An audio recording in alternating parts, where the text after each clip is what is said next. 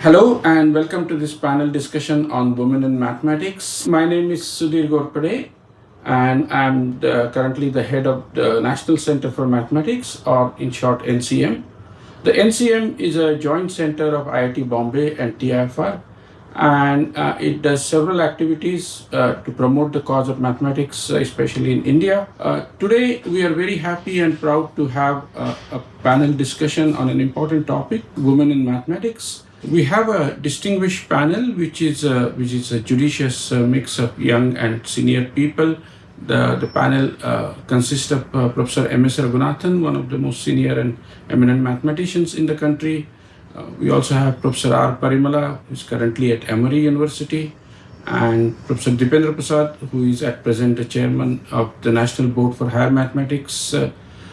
Professor Neena Gupta, who is joining us online from the Indian Statistical Institute and a highly decorated young mathematician. We also have Professor Anisa Chorwadwala from the Indian Institute for Science Education and Research, or ISER, in Pune. And we have Professor Radhika Gupta from the Tata Institute of Fundamental Research, Mumbai.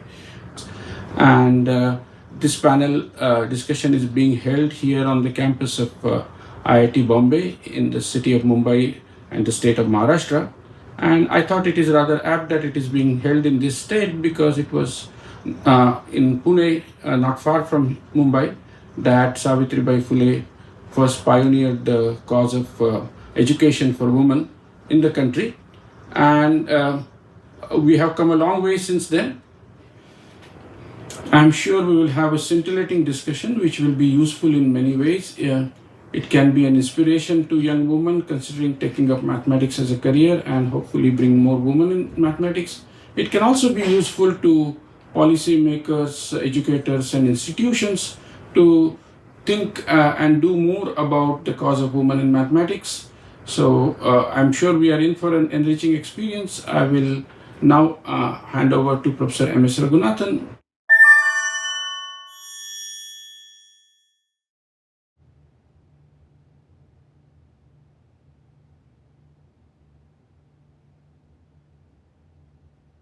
Let me introduce the panelists first. To my right is Anisa Chorwadwala, who is from ISER, Pune. And further right is Dipendra Prasad, now retired from IIT. Earlier, he had retired from TIFR. And so right opposite me is sitting Parimala Raman, who is now at Emory. She is also ex-TIFR and arguably the best woman mathematician to emerge from India. And sitting next to her is Radhika Gupta, also at TIFR, and she's probably the youngest of the group here, including you. And I say you, but this is an introduction for everybody, so I must also introduce you. This is Neena Gupta from ISI Kolkata, whose most recent achievement is the Infosys Prize. I am Raghunathan, mathematician, retired from Tata Institute of Fundamental Research. Let me begin now the discussion. First, I would like to make a few introductory remarks. Everybody knows that over centuries, women have not really participated in intellectual activities in a big way, least of all in mathematics. There have been some big names in mathematics among women. The most notable in recent years, among more recent years, is Emmy Noether. And a little earlier, if you go back, one of the outstanding mathematicians of the 19th century was Sophie Germain. And she made considerable progress on the so-called Fermat's last theorem. And her story is quite interesting. When she was young, she started studying mathematics seriously, but her father totally disapproved of her. In fact, she was never allowed to books during daytime, and what she used to do is to steal books into her bedroom and read by candlelight. At some point, she wanted to study higher mathematics, but no institutions were open to women in those days. The so-called École Polytechnique in Paris was one of the leading places to study science, in mathematics in particular, but she couldn't be admitted because she was a woman. Nevertheless, she pretended she was a man and managed to get in place of somebody who had been offered a position and did not join. So she attended classes dressed as a man, and but as the luck would have it, one of her teachers, I think it's Lagrange, found her to be the best student in the class and wanted to meet her. At which point, naturally, her disguise could not be continued. But when Lagrange found out she was a woman, he was all the more considerate towards her and was fully encouraging. Anyway, that was the story. But at home, she still had opposition. Eventually, the father also gave in, and she became well known mainly through her work and correspondence with the great mathematician Carl Friedrich Gauss of the 19th century. Anyway, that is the background. As you can see, one of the great mathematicians, women mathematicians, had a lot of difficulty in her early days. Now, let me come to India now. Among the people here, I am probably the only one who was born before independence. I was essentially a kid when India became independent. I was 6 years old, but I grew up in a fairly conservative family, but not too conservative, because my father, for instance, permitted his daughters to go to college and go up to a master's degree. But he was still, there was a conservative element in him. He was quite happy when I joined the Tata Institute, but he was very worried that my sister, who also appeared for an interview at the Tata Institute, may get selected. He didn't want her selected, and he was quite happy when she was not selected. So that shows the attitude between when it comes to a boy and a girl in a somewhat conservative family. It's not all that conservative because he let them study till master's degree. Well, all my sisters have a master's degree, so he was not that conservative. But nevertheless, there was conservatism in the sense that he was relieved when she didn't get into the Tata Institute. Anyway, that's my little experience. But I would now open the door to ask the women here to say a few words about their own experience in their childhood and later when they wanted to pursue mathematics. I'll begin with the oldest of the group. Sure. I can say a few words about my father. He was an English professor in a college in Chennai, and so he was quite liberal about our getting educated. I belong to roughly a little same generation as your sisters, a bit nearly the same generation. So it was true that people did not want to send that. They can go up to graduation, maybe it's the limit, and you cannot go further for studies. My father was pretty, initially he suggested to me when I went to college, perhaps teaching and medicine. These are the two areas where you can work well, in terms of lifestyle. So would you like to go in either of the? If it is medicine, it's a different thing, you have to go to medical college. But if it is teaching, okay, there are many. He suggested even learning English, as a possibility to take upon as a teacher later on. But then when I said I was more keen on mathematics, he didn't have any objection. He said, okay, you go ahead, and I studied undergraduate and then finished my MSc, and then went on to continue for a PhD studies. He had no objection to my further studies. He was just very happy. First I was at the Ramanujan Institute and then moved to TIFR. None of these things he had any serious objection to. Going to Bombay for me for the first time, he was so supportive. It was a really extraordinary situation of support from the family. It's true, yeah. And also I studied all in girls' high school and women's college. Only when I came to Tata Institute, I was together with boys and so on. But it didn't strike me as anything different. And I never thought of any kind of a strange situation when I started my work. I never thought about the issues until very much later in my life, when people started explaining to me the existence of such difficulties for women in math. So not as long as I was studying either in college or in TIFR working. You came alone to Tata Institute, or somebody from the family my mother came you? with me. My mother came with me to and in fact once I wanted to interview. interview, that's a strange situation because I wanted to go for the interview, I fell sick. So I never faced an interview in my life in Tata Institute. It's a very unique person who had done this, but but my mother was, sometimes I had difficulties in Tata Institute staying on. She used to come and stay for a month in some uncle's house and then take care of me. All these were the process of my getting absorbed in the TIFR setup. Yeah. Sridharan had met you in Madras. Yeah, that is because I didn't come for the interview. So I thought, no, actually it is Ramanan and Varadarajan who encouraged me to apply. And then I couldn't make it. I was sick for a long time. So I gave up the idea of Tata Institute. So I went back to Ramanujan Institute, started something, and then Sridharan came there at that point. And then he said, what are your plans? Do you want to go to? So there's no question of going to Tata Institute because I didn't go for the interview, and so the road is blocked, and so I will continue. No, let me go and find out. And yeah, this is the system which was so flexible. He went and talked to the dean, who was Professor Narasimhan, and then I got in 10 days an invitation to join TIFR as a visiting member. You can't imagine it today, that kind of flexibility. It's just a miracle. I mean. How about you? What's your experience? So my experience is my father was very much interested in educating their children, be it men or women, but only till 10th standard.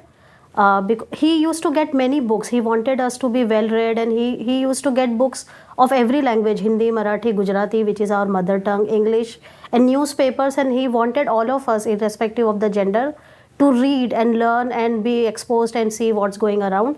But when it came to college education, he did not want his girl children to go to college because he, in his college days, had seen certain things which he did not want us to go through. For some, he had a bad experience. The locality where he was going to college was not so nice for women. So he was, whatever was his reason, he was not so much in favor of getting the girls to college level.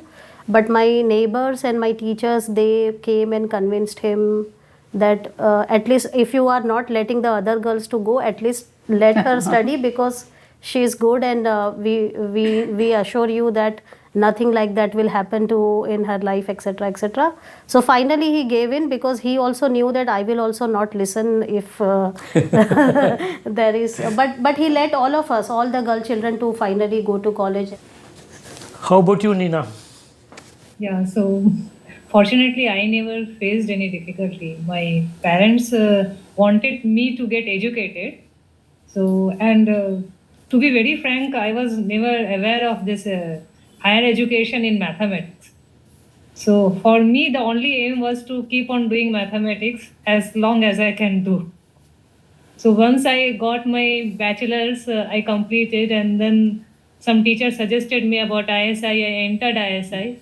There also I did perform well, and when I saw others going for higher education in PhD, I told my parents that I want to enroll for PhD. Then at that moment, my father never stopped me. He has seen me studying all the day and loving my subject, and so he said, yeah, continue. But then he warned me that how many years you want. Yes, because I have already studied till MSc, and then they wanted to know how many years we have to wait for you to get married. So, right. So those questions keep on coming, and unfortunately for higher education, some family, I think they keep on bothering about that. How long will they wait for this? So I told them that this is a program for 5 years. So immediately he was shocked. 5 years. So the first reaction was, I said 5 years they gave, somebody even finish in 3 years, and some take even 6 years, 7 years. So he said, oh, you are too good. You will finish it in 2 years. I am very confused. Go ahead. So with this conversation, he never had an idea that I will keep on going and going and going again and again. So, yeah. So it's like that. I would say that I getting studying and doing higher education, but at the same time he wants a limit that how long it should continue. How about you? So my story is similar to Nina's in the sense that I didn't know about higher education. My brother did engineering, so I thought I'll also do the same. And so my parents were very supportive of us studying, but they always, I think my mother always wanted to make sure I get married at an appropriate age. For her, that was the only thing. Other than that, I could do anything I wanted. What was the appropriate age? Well, I crossed 30, so I don't think it was appropriate for her. But so, and then when I suggested, so once I came to college and realized that there's something called a PhD and one can become a professor in academia. Where was this? Where did you grow up? I grew up in Jaipur. Jaipur. Yeah, so I grew up in a business family, so nobody really knew about academia much. So it's a traditional business family. So they only cared about making sure the daughters get married. But yeah, when I came to undergrad and realized that one can study higher, I told my parents I want to do this. They were initially hesitated because I wanted to go abroad. And they were a little, I think extended family scared them a little bit. But my brother, who's older to me, I think he really helped convincing my parents that it's okay. So he's actually helped me throughout my life, basically helping my parents see my point of view. And so they were, I went abroad. My mother actually, so she studied BSc, but during her final exam, she got married. So she never actually got the degree. So she was like, I will not bother you about marriage until you finish your PhD. So she did not do that. Like she waited until I finished my PhD. Though the advice, my parents were worried that it's too long. So like our advice I got from a professor at my undergrad was, don't tell them it's 5 years. Tell them it's 3 years. And then like after that, tell them it's 2 more years. Like however time you need. It actually worked. I think saying 5-6 years would have scared them a lot. So I'm grateful to this professor to give me this advice. Where did you go for your PhD? I went to University of Utah in Salt Lake City. Yeah, right. And I wrote JEE and I came to IIT. So I think I studied in a co-ed school. When I was preparing for JEE, I was in these classes where there were 5 girls sitting in the front bench and like all boys in the whole classroom. IIT, there's more boys. And so I feel like I've gotten too used to being around men. And I think only when I went to the US, I realized I somehow felt like people were treating me first as a person, then as a girl, which was a weird realization. I think before that, everything seemed normal. And like you said, you slowly start seeing that what you took for normal is not necessarily normal. I think that's it. Thank you. Dipendra, you have any comments to make? I think for many parents, the marriage of the girls seems like one of the thoughts in their mind which influences all the decisions on the daughters. So I think I have 3 sisters. They all got married in their early 20s. My eldest sister is about 15 years older to me. I think she did only class 12. Then the next one did up to BSc, and the next one did up to MS Masters. So I think with time, I think parents also became more accommodating and more accepting to the fact that everyone needs to be well educated. But I have the feeling that all the 3 sisters got married about age 22. So I think typically that is the expectation in many families, that they need to settle down.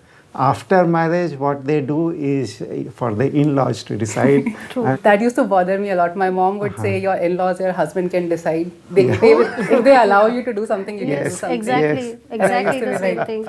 Allow is not the right word. See, and even my sister, elder sister, she was doing BA when this proposal came for marriage.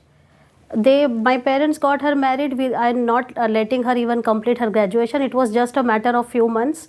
So this I'm talking about 30 years ago. But even today, my niece got married when she was 19 and she did not complete her graduation. So it's not just the question of the previous generation. Even like this is I'm talking about in last 1 or 2 years also exactly the same situation. So this reminds me of about my mother.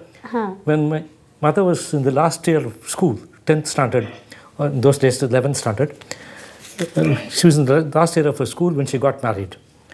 And then my grandparents on my father's side, they didn't want her to continue. They didn't want her to. She had an excellent record as a student. She always stood first in class and things of that kind. But my maternal grandfather was very insistent. He said, no, she must write the exam. In fact, he had dreamt of making her go do a BA and things of that kind. But this marriage came from somewhere and she couldn't do that. But he insisted that she should get her school certificate. And he managed to get that done. But there it stopped. She couldn't go beyond that. Once she was in in-laws' place. No, they say we will let, I mean, even the cousin who I'm talking, who got married just few months before the exam, they say after you come to my place, there is nothing to do, no, you can study. But then within 1 year, she has a baby, how will she study? So they say we will let you study, all false promises, but that doesn't happen. My mother's story is similar to yours, that she finished up to high school. And then she got married, and of course she never turned back to do anything. She had children. She always used to say, if I had had the opportunity, I would have become an IAS officer. She is a very intelligent woman, and she always thought she didn't have an opportunity. So this is very true. Yeah, well, my mother too was brilliant in her studies, but couldn't continue. But she accepted her position without demur. I mean, she was living in a doll's house in the Ibsen, like in the Ibsen play, but she was quite happy to stay in the doll's house. Yeah. I must also add that my father conceded that she was his intellectual superior. He had no problem in assuming that. On the other hand, of course, he also claimed that she's not practical. I know what life is, what practical things are. And it was I must say, it was a very happy marriage. Anyway. But of course, every era needs to be judged from what is prevalent in that era. True. And perhaps Adaptive 50 years ago, it was a certain customs and certain But expectations. From what she says, those old practices seem to continue even today in some other groups. But I would have a suggestion that whatever your parents-in-laws, the girls can assert themselves Exactly. today. Yeah. I mean, they have to have their own voice and make their own decisions. It could be against the norms and conventions, but it's possible today. You know, you cannot simply say, okay, they say. I mean, the girl is also responsible in complying, right? Maybe it's possible in many urban situations, but I'm not sure. In rural areas, the situation is any good. You cannot It express depends your on the examples you have in front of you. If there have been some other people who have done marriage outside the practices of the family, then... No, I'm talking of her family. For instance, now there are so many girls who have got educated. Yes. These girls can say, oh, this person... No, but there are not many girls who got educated. That's the Whatever problem. few And you're talking about urban and rural. I'm talking about Bombay, city Yeah, like Mumbai. I mean, This sure. is happening in Mumbai. Bombay, of course, is a collection of very different communities Exactly. with very and different the girl practices. has to put her foot down. As I tell my students also, you should have that escape velocity. I mean, to just escape their orbit. And one way of doing it is you have to be financially independent in a small way, because when you are studying, of course, you cannot make a lot of money, but self-sustaining way, like you can give tuitions and support your own fees, etc., so that you don't have to depend so much. So there should be strength-wise escape velocity to just escape their orbit. I think privilege plays a role here, right? Exactly, yeah. Like the kind of battles you fight depends on your privilege. Like True, I didn't have to fight a financial battle. Like I would say my life was easy in the sense my parents, I mean, every parent would resist a little bit, but not too much. Yeah. I said I want to go, they said they question you, like as any parent would question their child. Like, are you sure you want to do this? Why do you want to do this? Yes. But then I think different people have different privileges, and it really changes. Nina has a point. She's smiling. Yeah. No, I'm saving a similar thing happening in my family. I remember somebody, some relative came to my father and asked her, what is you all up to? Why you're making her study so much? I was doing my PhD at ISI.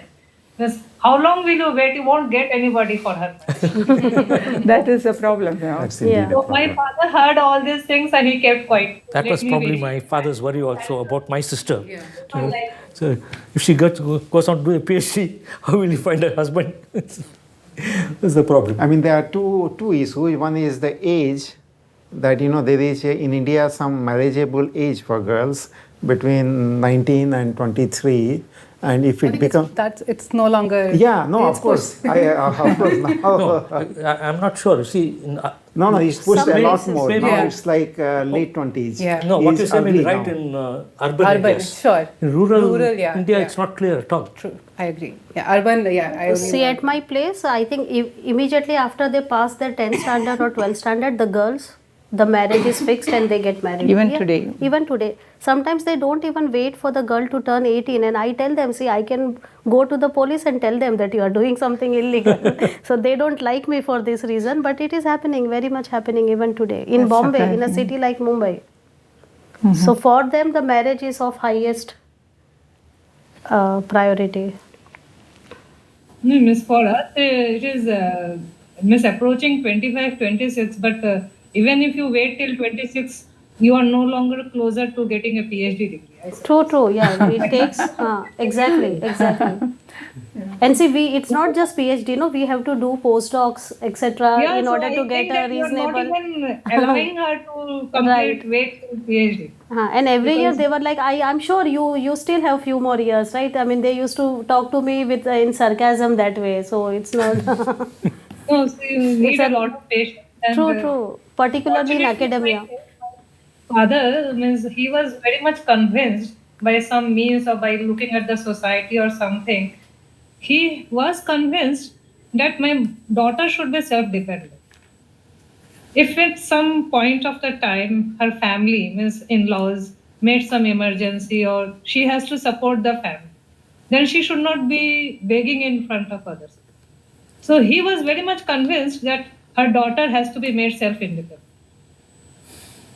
True. So that point had guided him a lot, that at any moment of the life, she should be able to earn something reasonable to support the family. So he was convinced, though we were from a very not so modern family, but orthodox kind of thoughts, and whatever Anisha is saying, I completely agree with that. But somehow he got an idea and convinced that she should be self-dependent. Or at least a woman should be self-dependent. She should be educated enough to earn a good living. Well, we'll soon discuss something about women, the family, but in general, society at large, the perception is that mathematics is an unfeminine activity. It's not for women. That's the general impression. At least it used to be the case in my milieu, in my college days and things that kind. Probably it has improved a little bit, but still, I don't think mathematics is considered the right thing for women to pursue. Even if you are pursuing higher studies, you go into an art subject, not science. And even in science, mathematics is a last choice, kind of. It's not encouraged. That's the impression I have. Would you agree with that? I never felt anything never like felt that in my cohort. The people I studied with, I never felt like anyone tried to, even implicitly tried to tell us that. But I also went to an engineering college, so I think that's like a biased situation I'm in. Okay. You studied in IIT Bombay. I studied in IIT Bombay. So I think the people who were here were already like doing math physics. Yes. So the sample is maybe not the sample you are talking about. How about you? What's your So impression? there was no, when it comes to the family, they did not know anything about higher education. Even myself, even though I was going to college, I did not know much. So there was no opinion because there was no awareness. But in my college, etc., among my classmates and teachers, I don't think anybody discouraged me saying that, oh, mathematics is not for women, etc. So that did that's not right, happen. But at the same time, after 12th, there was this, when you are considered as a good student in the class and when you choose to do BSc, there is some discouragement that you hear from your neighbors, society, teachers, etc. Oh, you were a good student, why are you doing BSc? Why not get into engineering and medicine, etc. So that was the norm, and it was assumed that all good students will go only to these two professions. So that was the only thing, but I don't think I faced any discrimination or any suggestion, remark about a woman doing mathematics is not a good combination or something like that. So, Yeah. What is it? Yeah, actually, I told you already. I You never- belong more or less to my similar generation. generation, and also I never faced any bias in. I went to women's college, so there were 20 other students who were doing MSc Math. Any of them could have gone on to do a PhD very well and so on. So I never, and only when I came to Tata Institute, I was in the midst of all students, and it never occurred to me something is only a man's domain of him. I saw a lot of boys doing it. Girls were in minority, but I never thought about it. That does not.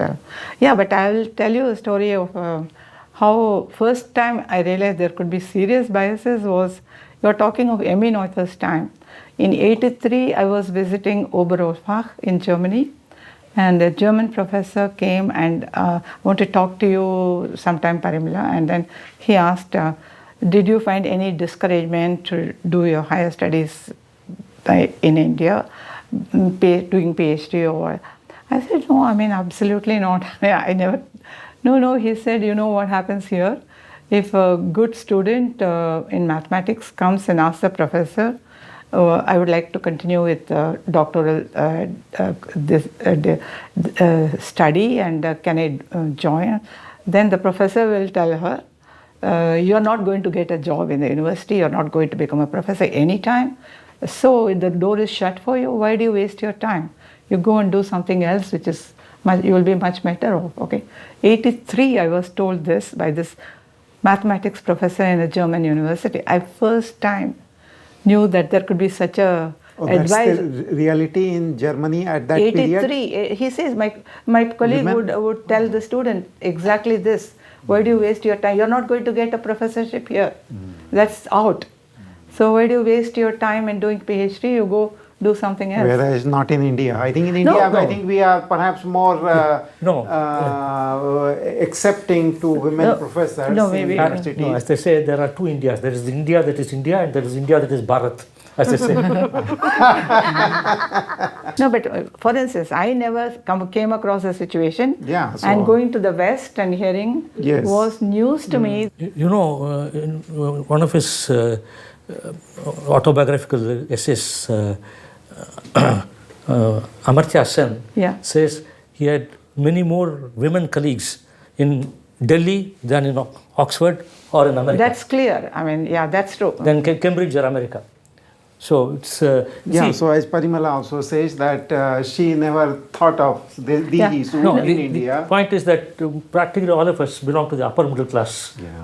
No, but they also, and there it's a little different from if you go lower down in the economic ladder. True. See, it is true that all the East European countries, the Asian countries, Russia, all these countries have a very good collection of mathematicians, women mathematicians at a very high level, whereas in the West it's quite different. Even at that, it was statistically they were mentioning this difference between Asia and East European versus the rest of the countries. So I would like to mention one recent event in India about women and mathematics combination. There was this RMS conference. It's not too long ago, maybe less than 10 years. So there was a very senior professor, very well-known Indian professor in mathematics, US written. He said it in those many words that to women participants in the audience that please do not go for mathematics. You can go do science education, mathematics education, history of mathematics, humanities and social science. Mathematics is very tough, very difficult. And you also have to think about the practicality of life and etc. I have seen enough life to advise you this. He said it in those many words in India. So the India you are saying, no, there are two Indias, India, Bharat, India. And I'm not too sure. I think there is some overlap there. There is a Venn diagram. They are not disjoint sets. You know, Marina Ratner once told me that she has met many male mathematicians who are downright stupid, but she has not met such women mathematicians. On the other hand, she said, I have met many brilliant male mathematicians, but I have not met anyone comparable among women, which is not surprising because women have fewer opportunities Sure. to get there. So it's not. And it's an Sample set. underrepresented Yeah, gender. underrepresented. Its sample set is Sample smaller. set is small. In some ways, the one part of India is probably ahead of the West as far as women's participation in academic activities is concerned. But even so, the number of women actually doing research in mathematics is a small percentage of the bigger group of mathematicians. India has a fairly large number of people who are mathematicians, even a good number who are decent mathematicians, and the percentage in either all mathematicians or good mathematicians of women is probably the same. And it's not, it won't be higher than 10-15% as far as I know. I'm not, I don't have statistics, but this will be my guess on the basis of my personal experience. About 10%. About 10% 10 to women. 15% maybe. Yeah. That's about all. Would you agree with that? That is a participation in higher level mathematics. Yeah. Whatever. The numbers After are small. PhD. Yes, After numbers PhD. are small at the at the top level. I would say it is true. Absolutely, In terms of faculty in IITs and Yeah. I such think places. one of the links that was shared with us by Robina, I think it said like the faculty ratio is like 15%. 15%. 13 to 15%. 15%. That's very true. Many times, I mean, we have to address why and how to change it and so on. But sometimes it could be by choice. Then you cannot complain. I mean, Choice meaning what? choice means the girls who do their PhDs and come up to certain, they may choose a different path than a very stressful academic life in academics. Okay, so it is just by choice they may choose something else. Can I add something? Yeah, to that? yeah. I think like the choices may be dictated because academia is so stressful because people are not accommodative. Maybe so. Like for instance, a lot of women often need a career break. Not a career break, but they need some break like during motherhood. But then to spring back from it, maybe they need more support from the various departments and True. so that makes the choice. It makes the choice to leave easy. Yeah, is what I mean. No, this is very much considered and action taken in many of the universities. Here also I heard things are happening, but in the US there are like just like maternal leave, there is a paternal leave. The man can go on paternity leave for a semester. So all this can really help, in a situation where the child starts, So in India, the paternity leave is only for 15 days, which is unfortunate. But this really can help. One of the things which can help a lot, having this, that will give a year-long leverage to True. manage the time. That should happen. Yeah, that's right. You have any comments, Nina, on this issue? No. Okay. Nina, do I you got know? 6 months maternity leave, so for me it was okay. But for your husband I joined was. in just in 5 months. But for your Sometimes. husband, how long was the paternity leave? How much is allowed? Like how? For my husband, Yes. he was given only 15 days. That's 15 what I'm days, saying. yeah. 15 days in India. Yeah, but- do you know what is No, but what the- is it a TFR? Oh, I don't know. Okay. No, but this is But he took many leaves just for supporting me. If I'm Yeah, sure. Of course, it is needed. Obesity. sure. What's your take on affirmative action? So affirmative action, in the sense, not like this quota or this many students, women students should be admitted. Well, so many in faculty. the Indian context, that's very much part of affirmative action. No, I am not at all for a But specific. I mean, just to say that in the Western world these days, Yeah. if you have to have a conference, Yeah. then Yeah, they I will- dictate yeah. that at least 20% or 30% No, or no. 40% women Yeah. must be there. No, this is- Otherwise, it will not be approved. No, I agree. There are funding agencies like the NSF. Whenever there's a conference taking place, they look at the list of participants, and unless they cross a certain bar for number of women participants, they simply say this will not Yeah, go through this the will not conference. It may be highest level, Yeah. whatever. It's just, but this is a positive direction, and this can take care of encouraging girls and postdocs, whatever level, to attend the conferences. This is not like what did you say, affirmative action, but it is just encouragement. It's all in all NSF and also many other government funding agencies. In Europe. I have been on committees where good conference proposals are thrown out. Yes. Because the number of participation by women is not. Organizers also, there must be enough speakers, organizers. various levels. Yes, Right. But I think I am for this kind of encouragement. This helps. And also in the sense that when they form committees in the West, for even at college level for recruitments or national level various AMS, they want to have some representation of women mathematicians. I'll talk about mathematicians as part of the committee. So they will never form an all-men committee today, never. Okay, they will try to find people who will fit. Otherwise, you have to explain why it is not possible. It's a hard task.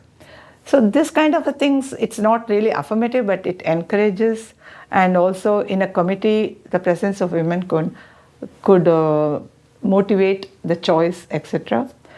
I think it is in a healthy direction, but just per se affirmative action, I'm not for it. Yeah. What's your? I don't have a fixed opinion on this right now. Sorry, no. I don't have a fixed opinion on this. Sometimes I feel like if it's there, then if you get a chance, then it's more about what you do with that opportunity.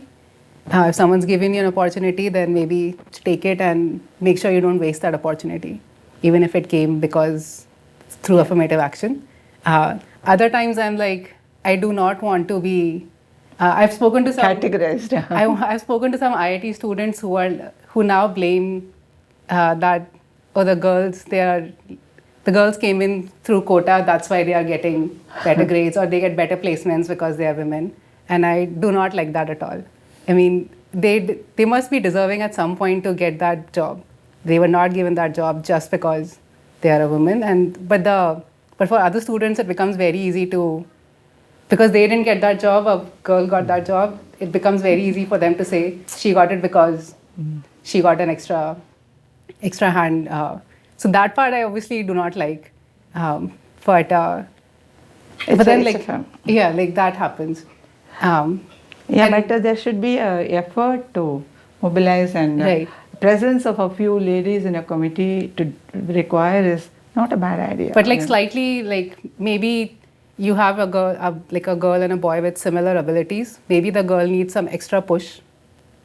So giving that extra push maybe is not bad. But systematically doing it, like I said, I don't have a very fixed opinion, but IITs have the quota for girl students now, and they have? Yeah, IITs do, and it doesn't feel very comfortable. I have a similar experience during my MSc days when we were applying for PhD. I was the only MSc girl student in my batch, so only girl in the whole batch who was studying. So one of the boy commented that. You will definitely clear the interview because you are a woman. So that upsets me a lot. But he was just jealous. I mean, we should not. He was just jealous of you. And anyway, you were the best student by far. No, Dipendra, it is not that. It is more serious, I mean, make you feel that you came through a quota. Probably he was trying to convince me not to get tense. Yeah. But the attitude he said that you will clear it because you are a woman, that upsets me. So sometimes girls don't want to get selected just because they are a girl. Yeah. But I think we should have more girls, more performers, so that all this is noise and nobody listens to all this. It's actually a problem. You want more women representation, but then say in a department you have 2 women, right? And then they are asked to serve on every committee. Yeah, so more administration. So more burden on that. It's I want to just sit and do my math, but then because I'm a woman, I'm expected to show up to all these things and show my face. Right. No, I don't know. This is a very difficult task. The girls have to be there, and then more administration is not a very pleasant situation. When it comes to education, I'm all for quotas for the following reason. I mean, quota for girls, for instance. Very often, girls face various difficulties about entering higher education from the family, from the society, and things that kind. And to some extent, this quota can relieve them of this problem, and that can help more girls get into the system.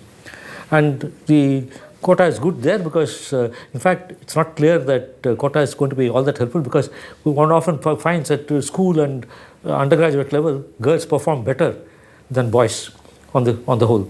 So it's not, what should be there is, quota should be there for girls, but they should also be compete in the free, what do you call it anyway, compete freely also. Anyway, but such a quota may help in education. But at the higher level of employment, I'm not sure quota works very well. You have to maintain standards in educational institutions, and so quota is not, in my opinion, a good idea.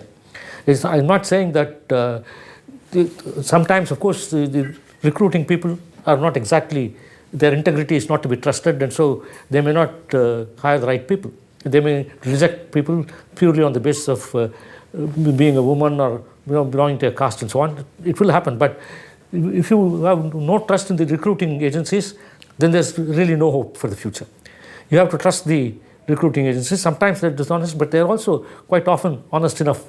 So, because what happens is this, now many institutions, if the quota is not filled, you are not allowing further recruitment.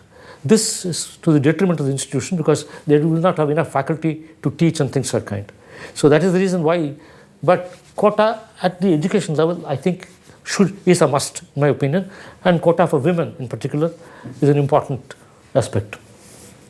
So I agree with Professor Raghunathan that at the education level, not just quota, even some free ship for girls will help, because I do know enough examples where if they did not have to pay the fees, there was a chance that they were allowed to continue higher education. So in addition to quota, some relaxation in the fees, etc. should be there. And as he said, when it comes to recruitment or selecting a speaker for a reputed conference, or when it comes to awards, I think it should be purely on merit basis. And if you want to promote women, then maybe come up with special categories which are meant only for women, like we have funding specifically for women, conferences specifically for women, like this IWM, what they are doing. They have a complete conference where the emphasis is on network opportunities for women, but like exposing younger generation to role models, etc.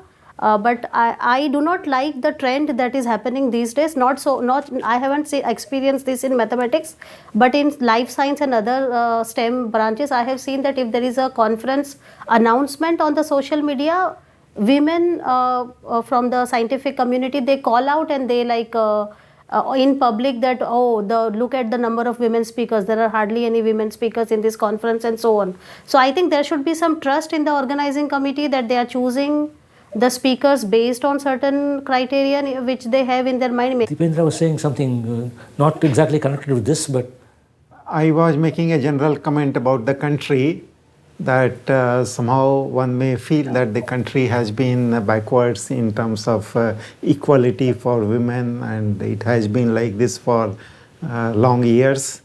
But on the other hand, I feel that things are improving for equality of women, and I am from Uttar Pradesh, which is one of the, I think, poorest and also least educated of the states, and many ills of the country could be ascribed to it.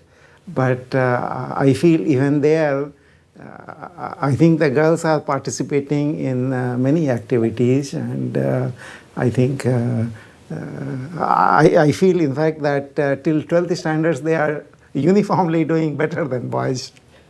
Till 12th standard they are doing uniformly better than boys, and I think they are participating in many other events which were earlier exclusively for boys and men.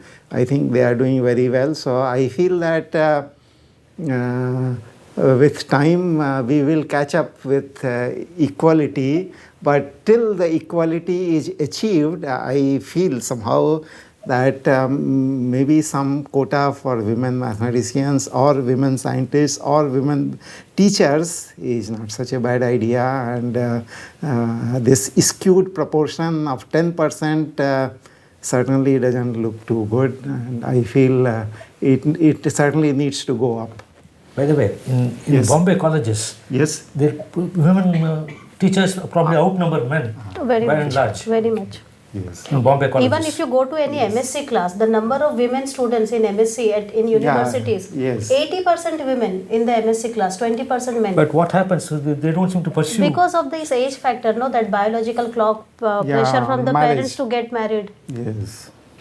You were saying something. Sorry, I interrupted you. I think the point I was, I think you were talking about like at conferences, it shouldn't be enforced that you need to have women speakers, and I agree, it shouldn't be enforced. You don't want to bring a women speaker who's maybe doesn't meet the standards of the conference, but just to, because then you are harming the women. Exactly. Because then the only women people see are the ones who are not that good at their subject. Yes. If you're forced to put them out there on the stage. Right. So that should not be there. But I think being conscious, because we are all biased by, our image of a mathematician is a man. I've made that mistake where I was citing a paper, I only knew the last name, and for like 3 years of my grad school, I kept thinking it's a man. And I think finally when I looked up the first name, I was like, it's a woman. So like, even like as a woman, I'm biased. Like a mathematician to me very is a much. man. So but I think when you're organizing a conference, telling people to be consciously, because there might be very good female mathematicians, which you just don't think of when you think of a speaker at a conference. Because your image of a speaker at a conference is maybe a man, just very subconsciously. So being consciously thinking of strong female mathematicians to invite, I think is a good thing. Because visibility really helps. No, it is a point, you may just say, in terms of merits, looking at the numbers, you can easily fill up all the spots with men speakers. It's very easy. But to look out, and if they're equally good to pick women, it's another attitude altogether. And that is the reason why this NSF, all the find people if you can. Okay, this helps. I mean, so it That helps, conscious and effort. also on the whole, I don't think any bad speaker is picked in general, but look out, okay? And so we may say there's no bias. I trust you, Raghunath, when they say integrity of the committee and so on. But there is an unconscious bias to choose. I mean, this exists, and to counter that, you could have some women on the committee. This could be kept at a level which is manageable, because this certainly can happen that they only think of men candidates, and if it is an all men committee. And No, I agree with you. So but to talk of quota is quite another thing. not at this level. At this level. On committee membership, yes. Yeah, it helps a lot. Good. Yeah. And as they say, you have to see justice being done. It's not enough to do justice, but it must be seen to be done. Yeah. And for that reason, at least you should have a woman on any committee, which is important. If I remember, I don't know whether it can be disclosed, but there was a review committee for mathematics in 2004 or something. Yeah, at Tata Institute. There was a committee proposed. Michael Atiyah. Atiyah said, you're not having a lady on the committee, so I'm not going to head the committee if you do this. I'm not going to be part of the committee. Then they brought in a very eminent women mathematician, but they don't think of the person in a natural way, okay? So it's not, I mean, it happens if it can happen in Tata Institute, it can happen elsewhere, There's a typical instance of very elitistic institutions where you can have an elitistic choice, but they don't think of it. I mean, who was the woman then? She's Courant Lenda. What is Kathleen? Kathleen. Morawitz. Morawitz. She was even associated with the Bangalore Mathematics Center. She's an excellent, very accomplished mathematician from Courant. No, I mean, the thinking was never in terms of, so it can very well happen. This should change. That conscious effort should be there to find deserving women speakers. Right. Yeah. I also want to share that I've only organized one conference, but we were trying very hard to do what Professor Parimala was saying, like find at least some good females. In my research area, which is geometric group theory, like luckily the international community has very strong female mathematicians, even at very senior levels. So it's just seeing those role models, like seeing those people up there really helps. So we were trying to invite some of these like really eminent female mathematicians, even younger ones. So we also wanted to invite some young people. We did, some of them couldn't come because they have young kids. Some of them have other family responsibilities. So it was actually a little hard. So I think sometimes even for the organizing committee, it can be hard they might want to invite a lot of young women, but it can be hard They are because also they're much not. in demand, you see. Yeah, they are in demand. Yes, they are in much in demand. demand. They might but have yes. little kids. In this respect, there are serious efforts. We should do it. It's very easy. There are centers like Banff Center or similar centers where they have weekly conferences. There is child care available. So that I think helps a so lot. many young mathematicians with children, they come with small kids, 1 year old to.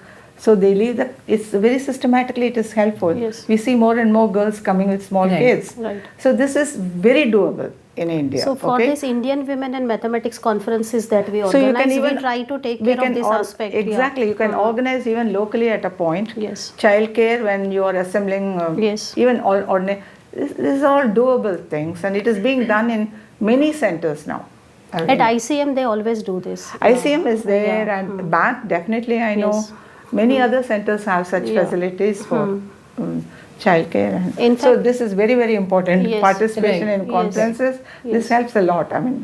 So also this childcare, etc., that you are mentioning, in India also there is a conscious effort to have that arrangement made so that they come with the child, with the husband if needed, to take care of the child when the lectures are going on and something. So that- IWM had such yes, a thing, yeah, right? yeah. I Indian Women in- remember that. Yes, yeah.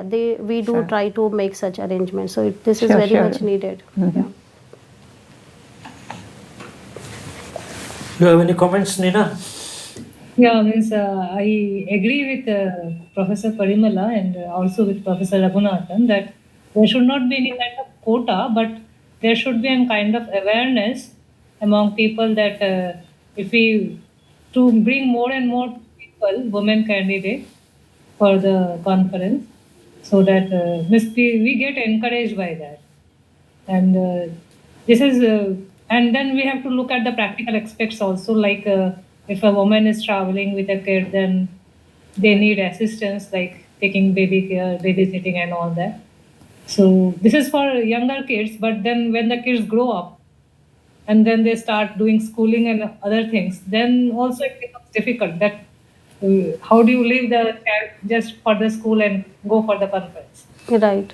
Maybe I don't know in US what is the situation. She can explain that how do they manage. Though in India we have joint family, we have Sure. our extended family to take care of the Sure. kids when we are away. But in abroad, how do they take care of? No, this? I don't see any. Yeah. No, I don't think the joint family works any longer. No, It's- but it's- joint family doesn't work. But I have seen occasions, literally, of some of my postdocs and so on. When there is a conference, they call their mother to come and take care of the child if he's going to school, and on a tentative basis, they get support from it. It exists in a skeletal form. There is one thing which is often in the news: sexual harassment. Have you people any of you any comments on that?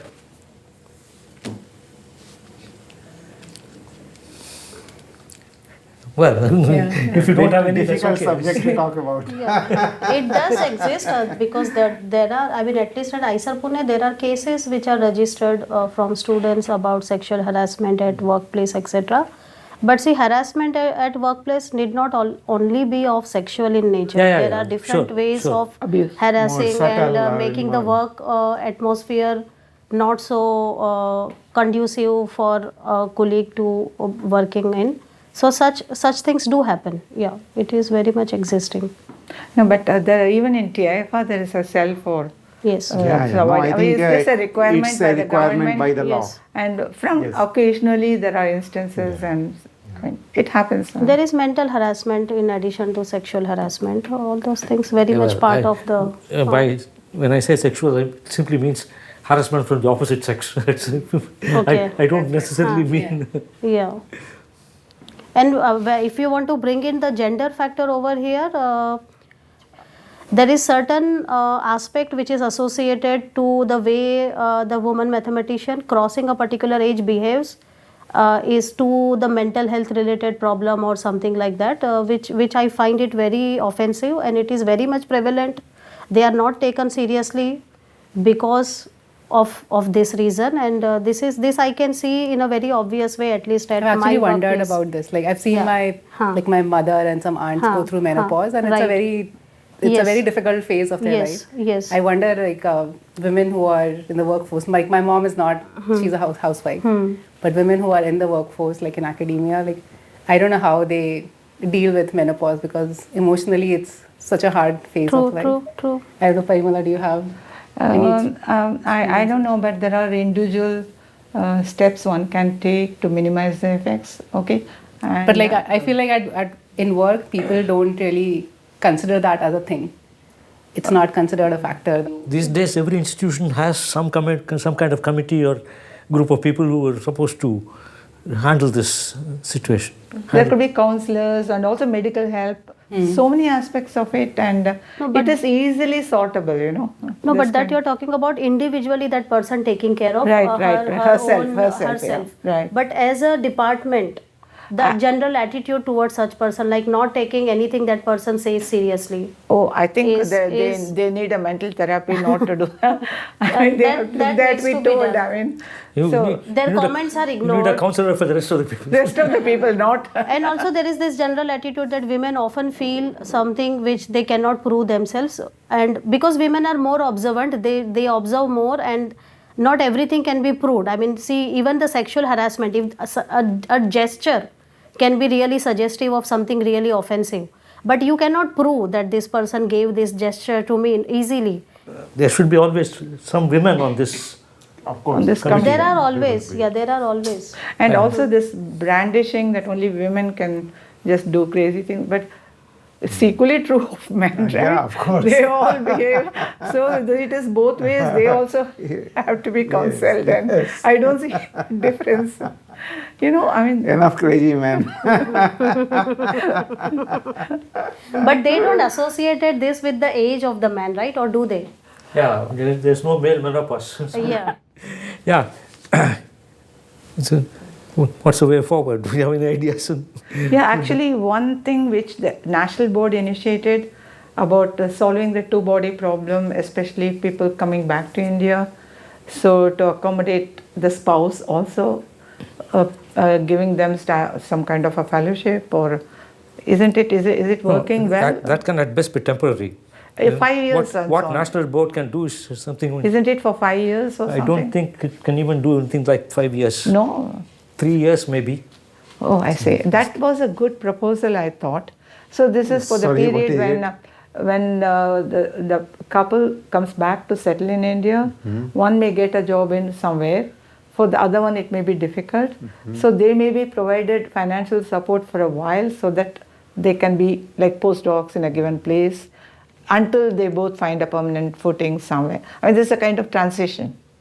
So which is quite important, and I thought it was a good plan. I mean, That's No, I think somehow some people understand this issue and they are sympathetic to it. Some others don't understand this situation and don't care. no, but this So- don't care people have to be ignored, and otherwise you cannot keep the girls into the business if at a critical stage they are not helped out. Okay, so because they have performed, they are competing, and Yes. so if No, this- I certainly wish that they could be accommodated better, and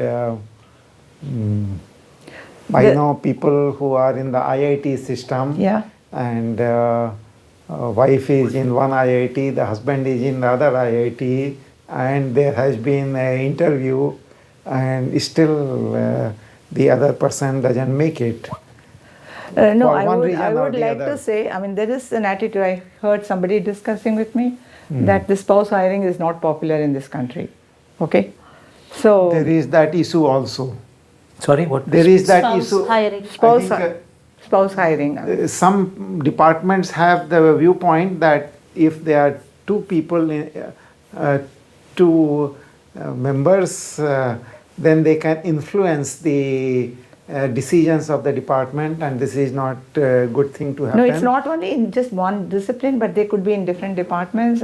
In some sense, in the West, it is very much used to attract, Yeah, right, talent. And if they want to get somebody very good, they would try to hire the spouse. I mean, this is a process Yes, of which course. is very successfully. Yeah, I don't think such things are possible. The rules are such that you No, cannot but really do that. no rules are all formulated by individual systems, government. If you keep talking about it, maybe there will be a change, at some point.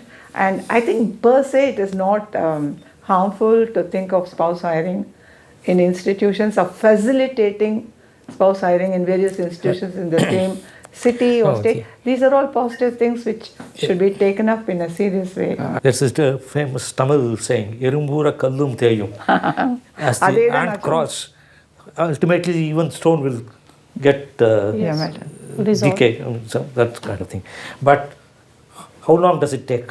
Is it practical? It's the question.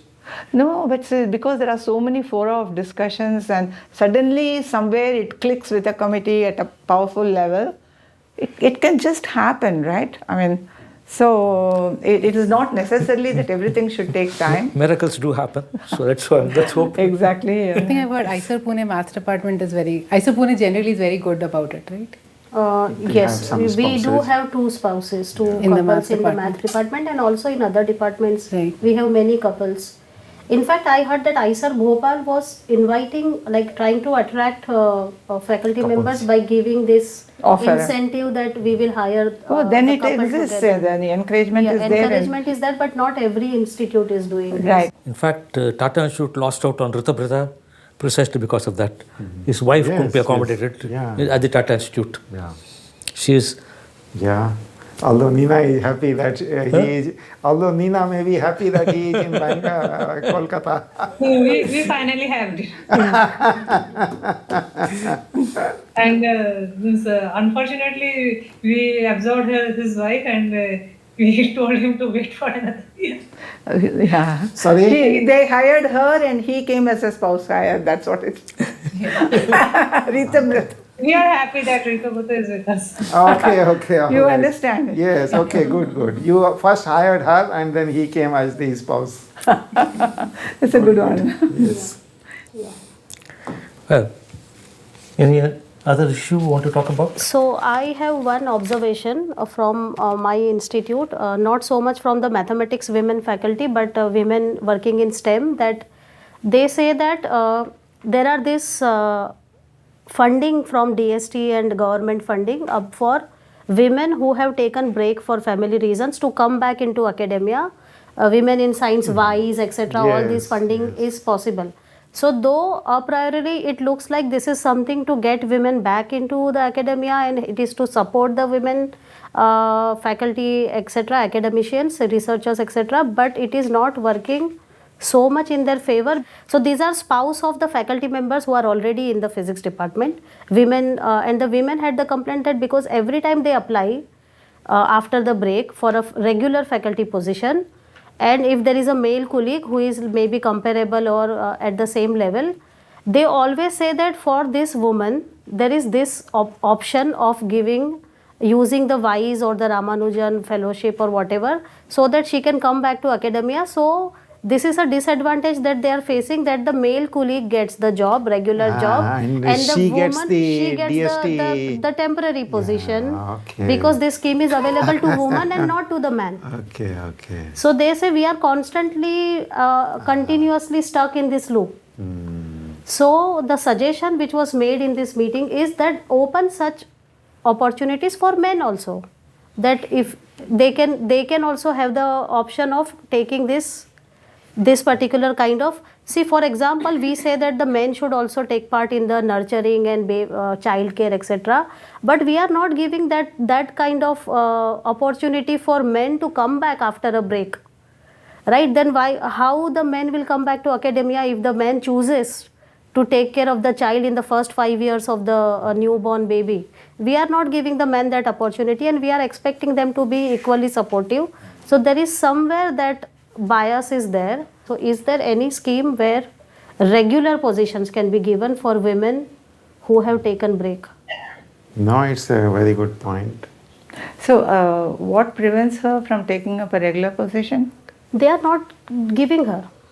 From the point of view of the No, recruiter. not if you don't have this. Suppose she applies to regular positions, Not through this DST fellowship, but in general. In general, no, they are not given because they suggest her that you No, but apply through this. they cannot suggest to a person what they should do. This And is you know, what it is the individual's choice what you want to It's probably apply. because No. took a The break, point your is CV that is... they say we can't offer you this, but you can take Ramanujan professorship They or cannot whatever, suggest to Ramanujan fellowship or us. something. They cannot suggest to a person. They may She not be has her own suggesting option. on No, paper, but maybe informally they may be suggesting. No, what I think is, as she says, maybe there is a gap in her vita Yes. during the 2-year period. Right.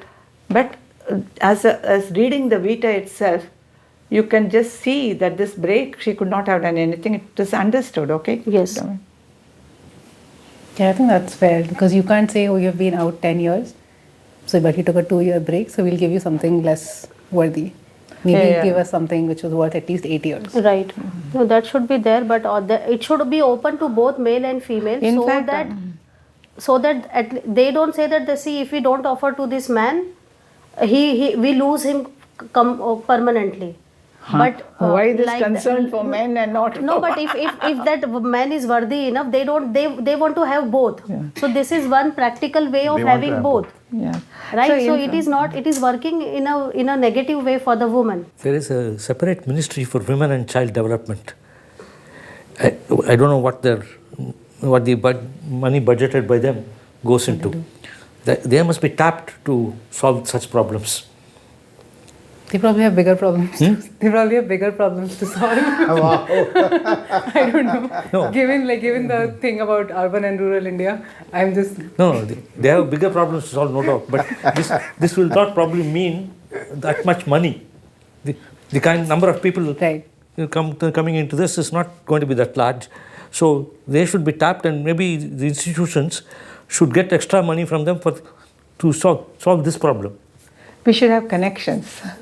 No, I mean, it's important, yes. you know, one of the things is the science academies don't seem to do anything Useful. for promotion of science properly.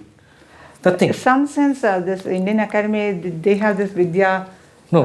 Vidyan Vidushi. Vidyan Vidushi. Yeah. Yes. There are programs. They're all one-time prizes. It's No, not it's a training, you know. It's a summer program. Yeah, but that's as you say, it's trainings. Once you are on a job, they don't have anything. Oh, to afterwards say. they don't. They don't do it. No, they don't commit to it. And in fact, there are many things. Of course, this is not our issue here. But for instance, none of the science academies, there are 3 national academies supposed to be, none of them has made any noise about the loss of autonomy of the scientific institutions. Not one of them has said anything. We keep shouting, no? All of us. Yeah, we keep shouting. Anyway, that's that's not an issue for us now. Yes. Right, We have to- right. Yes. Right. This is a fact. We are more They interested in can the be more autonomy of the woman rather than the of So institutions. similar to Vigyan Vibhushi, we also have this IWM winter schools for young women in their BSc class to train them from the very young age and guide them for career, etc.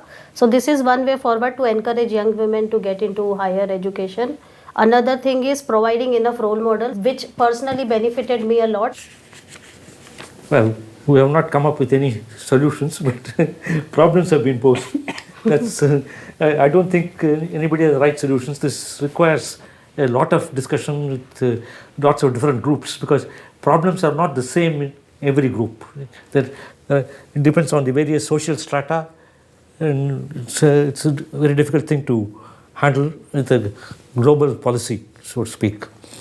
But one thing is clear: every encouragement should be given That's true. to women to pursue science beyond a degree, the degree level, beyond a master's degree. That's one of these things you need to have here. And also the number of course, when you study mathematics, not everyone is going to become a mathematician. So the options after a mathematics degree should be much more. These days they have increased a great deal, but once again it depends on the kind of mathematics you have learnt. And of course the most money making thing now, I suppose, is data science.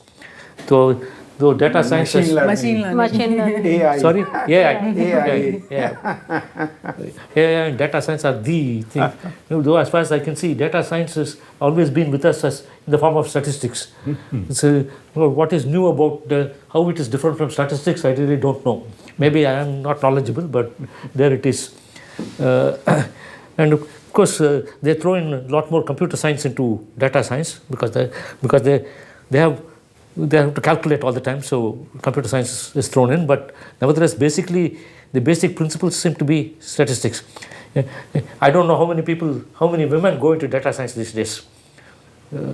I will tell you, I mean, one of my students, two of my PhD students, after PhD, they went into data science. Two of my best students from memory. So it is. I think the opportunities in the sense of salary and stability. Yeah. And all. Two of them. I mean, I was stunned. I would have liked them to have stayed in No, but I academics. think the life of a mathematics career, I think, is a life of struggle for many years, and I think it's not clear that it is for everyone. Yeah. So there are many opportunities. Yeah, this is how. I mean, it's very easy transitioning. You know, from math, doing math PhD or even postdoc into data science is a very. I mean, for these people, you study mathematics for 5 years, 10 years, and you don't know what to do next. And there they study for 1 month and they know what to do for the rest of their life. Right. Exactly. Of course, they had done some basic courses in programming languages, computer science earlier on, undergraduate study. Okay, that's not much. But they could so quickly transition to just pass an interview, get into this data science jobs. It's just amazing. It's a good advertisement for mathematics. That if you can do mathematics, you can do anything else. Exactly. It is a... If you can do mathematics, you can do anything else. True. So come to I us. completely Come believe to in us. this is the era of data science. I'll tell you, when I finished my MSc, one of my classmates, she got married and she went to Bangalore. Her husband was a chartered accountant. He had his own firm. He said, "Oh, what can you do here? You may not even get a college teaching. You can go to school teaching." She said, "What do you mean? I mean, I'm going to do CA, chartered accountant exam, and I will join your firm." Okay. In 3 years, in record time, with having children, everything, she passed a record achievement, and then she joined her husband on equal footing in his firm. This happened how many 40 years ago. So it's not something new, but it changed from being an accountant to AI or data science. That's the only change. But the mathematicians can really do anything also. True. Well, I don't know. No, we haven't tried, but I have seen students doing this. So, You know, the kind of pleasure you get doing mathematics is, you cannot get it outside. And do I want to lose that? Certainly not. No. See, I mean, it's not. that is my attitude. I mean, which I expect of many mathematicians. So at ISER Pune, what we have observed is they want to go eventually into data science, AI and machine learning and industry, etc. And their 5th year project, the MSc project, also they choose in that way, but they want a degree in mathematics. Exactly. There is some craze for degree in mathematics, master's degree in mathematics. Very good. Because it does help them, whichever branch they want to go, master's degree in mathematics is like a license, because people do believe in that It you has have enough value. knowledge it has enough value. Yeah. And it gives them flexibility to enter any of these. All said and done, data science requires some mathematics background. True. If you are good at mathematics, you can do that. Yes, so I think that's about all we want to talk. Or would you like to say something more? Nina, anything more you want to say? Okay, then we'll wind up. Thank you. Thank you, Raghunath. Thank you.